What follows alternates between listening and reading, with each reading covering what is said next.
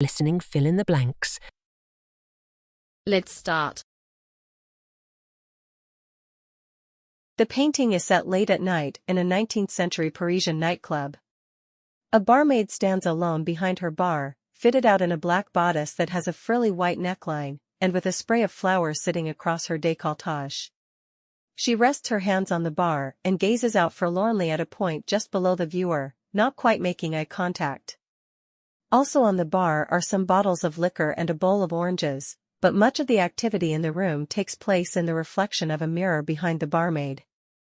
Through this mirror, we see an auditorium, bustling with blurred figures and faces, men in top hats, a woman examining the scene below her through binoculars, another in long gloves, even the feet of a trapeze artist demonstrating acrobatic feats above his adoring crowd.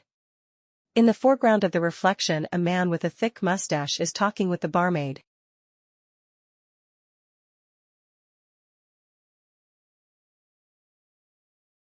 Not everyone was supportive of Davis' change of tune compared to the recordings of his early career. Universally applauded as linchpins of the jazz oeuvre, trumpeter Winston Marsalis derided his fusion work as being not true jazz, and pianist Bill Evans denounced the corrupting influence of record companies, noting that rock and pop draw wider audiences. In the face of this criticism, Davis remained defiant, commenting that his earlier recordings were part of a moment in time that he had no feel for anymore. He firmly believed that remaining stylistically inert would have hampered his ability to develop new ways of producing music. From this perspective, Davis' continual revamping of genre was not merely a rebellion, but an evolution, a necessary path that allowed him to release his full musical potential.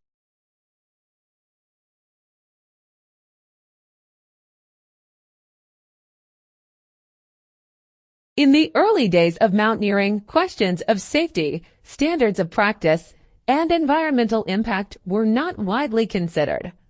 The sport gained traction following the successful 1786 ascent of Mont Blanc, the highest peak in Western Europe, by two French mountaineers, Jacques Balmat and Michel Gabriel Picard.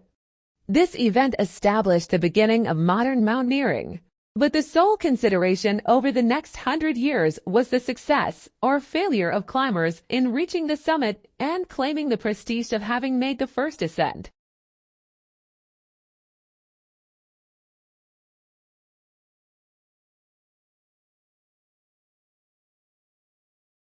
There are an estimated 10,000 different species of birds in the world, making them one of the most diverse groups of animals on the planet. Birds can be found in every habitat, from the tundra to the arid desert, and come in a dizzying array of shapes, sizes, and colors. For many people, birds are simply beings that exist outside their windows or that they might see on a nature hike. However, for birdwatchers, these creatures are a source of never-ending fascination. Birdwatching can be a relaxing hobby or a lifelong passion, and it offers a unique opportunity to connect with nature. Each time you go birdwatching, you have the chance to encounter new species and learn more about the incredible world we live in.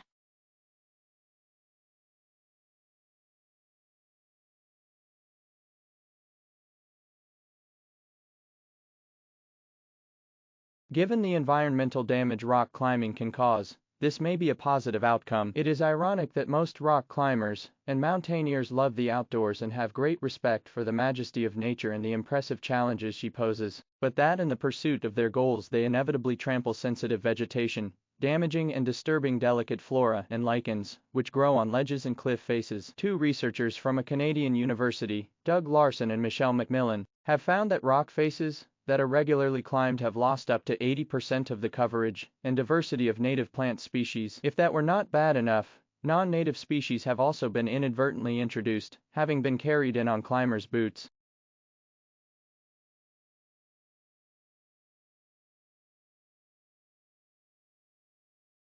In any event, there can be no doubt that the era of the rock climber as a lone wolf or intrepid pioneer is over.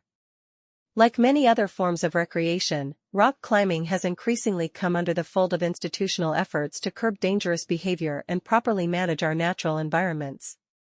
This may have spoiled the magic, but it has also made the sport safer and more sustainable, and governing bodies would do well to consider heightening such efforts in the future.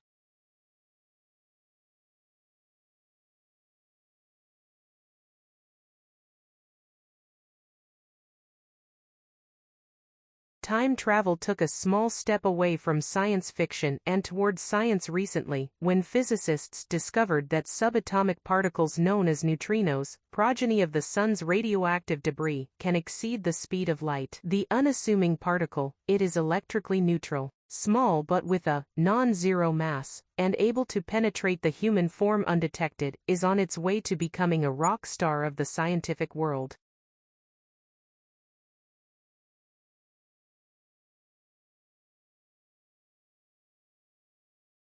Even though we may know more about what parts of the brain are responsible for humor, it is still hard to explain why we don't laugh or giggle when we tickle ourselves.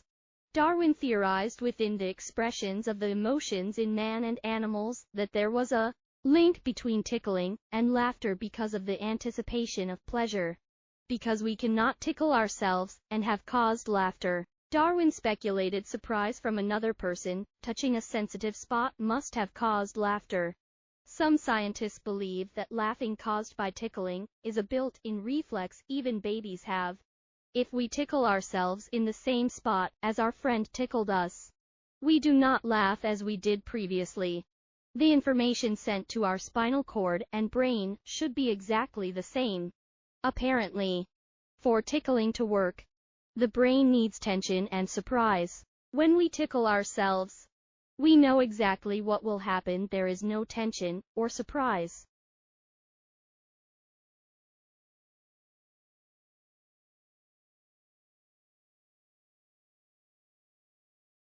A final hypothesis, one of unidentified provenance, reroutes itself quite efficiently around the grandfather paradox. Non-existence theory suggests exactly that. A person would quite simply never exist if they altered their ancestry in ways that obstructed their own birth. They would still exist in person upon returning to the present, but any chain reactions associated with their actions would not be registered. Their historical identity would be gone.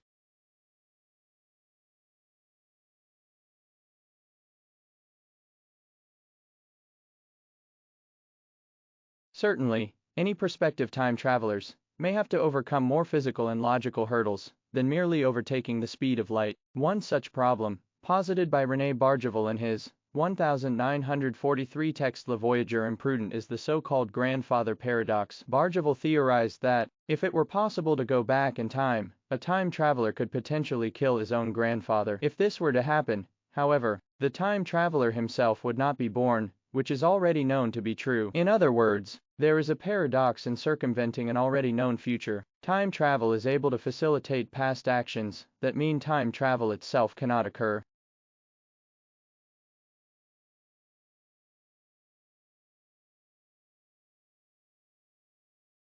Like, share, subscribe the channel, and press the bell icon for further updates.